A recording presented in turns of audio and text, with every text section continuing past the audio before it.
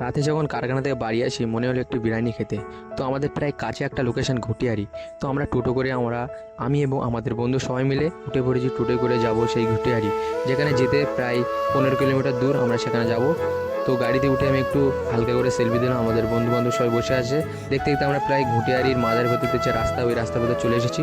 তারপরে একদম বিরিয়ানির সামনে চলে এলাম, হাজি ফকির হোটেল, যেটা ঘুটিয়ারিতে আছে। এবং আমাদের বন্ধুরা সবাই টেবিলে বসে গেছে, এখানে মুরগির গোশ এবং এখানে ঘুনা আছে। তো খুব টেস্ট, খুব সুন্দর, তোমরাও খেতে পারো। আর এখানে আমি একটু আয়নায় দেখলাম হালকা করে।